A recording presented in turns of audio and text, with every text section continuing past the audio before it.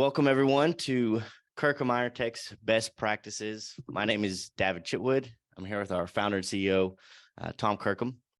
And today we're going to talk about why does Kirkham Tech require multi-factor authentication, or MFA, for remote access? And that's become extremely relevant in the past 2 years, especially after COVID. Almost half of the United States workforce is working remote, and maybe a fourth of those, or even still half of those, are still working remote. And so multi-factor authentication is a tool that sometimes can be overlooked, but from a security standpoint, it's become more important than ever in the past years. And so, Tom, I know we've been requiring it for a few years now, even before COVID, but why do we require it more now than ever? Well, there's a good reason for that. And the simplest one is, like the White House says, the passwords are routinely compromised, especially when you're talking about logging into a desktop, because you don't have easy access to a password manager. Hopefully you're using a phrase that's got some numbers and special characters in it, but you need something that's easy to remember. And of course, if you're one of those that are guilty of reusing passwords or using weak passwords that can be found in a dictionary and be susceptible to a dictionary attack, we want to strengthen that. And we want that third piece of authentication on the workstation. And by remote access, that's what we're talking about: logging into your desktop at work, where you're at home or vacation or wherever it may be. And we want an extra piece of authentication that only you will have, and it's only good for a certain amount of time. And so we require it, and we highly recommend adding either a virtual private network connection into the office, or using something called SASE, Secure Access Service Edge, in conjunction with that. But sometimes that's not always practical. There's technical reasons why you may not want to set up a VPN to go into the office, and a lot more than what we're going to talk about today. But you have to install software on the workstation, and you got to put an app on the phone. So it's a lot more complicated than just simply setting up a remote desktop connection. You know, that's something any skilled IT person can do in about 5 minutes at most. You just make some changes to the router and change a setting on the workstation, and it's ready to go. But so it takes a lot longer to deploy MFA, and there is a cost involved, although MFA in most cases is free. You can add it to your Amazon account, your Facebook account, and on and on and on. So if you are guilty of reusing passwords, that'll help protect that account.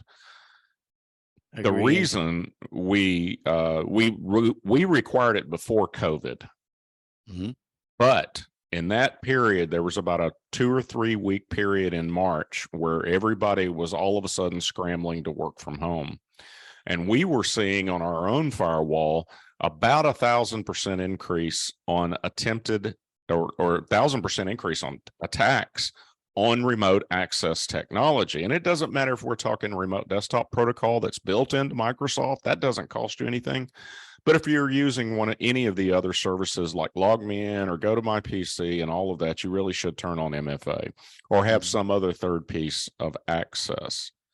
But because we saw that 1,000% increase in March of 2020, we refused to light up those remote desktop connections until they were thoroughly protected by multi-factor authentication. It was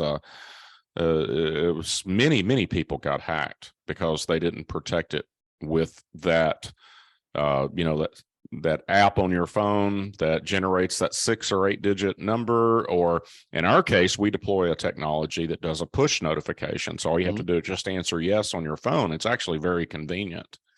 And that's why we require it. It's to protect not only our clients, but also ourselves. We have to, when we think of layered defenses and where threat vectors come from, we have to understand that the safer our clients are, the safer we are as well, because they can become a threat vector to us. And that's why we require it. And it's best practices. Anyone will tell you that. Now, so you may talk to a professional and they say, well, a VPN accomplishes the same thing. And we'll talk about that in another Yes. segment. But they really are two different things, and that's a good way to go. And I actually prefer remote desktop protocol because the connection itself is secure. Everything's encrypted from the remote device into the desktop. The data, even if you could unencrypt it, the data is gibberish, because all you're doing is mostly gibberish. All you're doing is sending keyboard strokes and mouse up the internet and receiving pixel changes from the screen down. So it's not like there's much sensitive information there to intercept, but the RDP connection itself is secure. But yeah, absolutely. If you want to protect it with VPN, and I think most of our clients, we do protect it with VPN or SASE now. And those technologies have pros and cons both ways. Yeah. But I would not rely solely on a VPN connection. No, and that's great information. And you touched on a piece that is very prevalent when people talk about using MFA or multi-factor authentication is the inconvenience part. People are like, oh, well, I just don't want to add an extra step to logging in, or it just takes too long. And just like you said, it maybe adds 5 seconds. The way we use it, we use the quick push notification, and it just adds an extra layer of security, which is what Kirkham IronTech is really trying to do. Add those extra layers of security and fill any gaps or holes that there potentially could be to prevent an attack.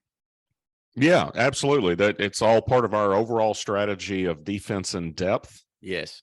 So it's a military strategy that's been adopted in the information security world, and it's the assumption that passwords are going to be compromised in this case, or even a virtual private network can be compromised. A lot of VPNs are set up to where you just click a button on your desktop or whatever, and it automatically does all the connection and the handshaking and puts in the password and all of that. Well, if your laptop is stolen and you're not doing good security practices on the device itself, without MFA to protect that remote connection, now they've got access into the company network to do as they please.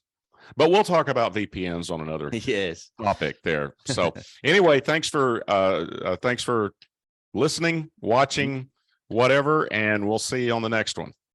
Sounds perfect.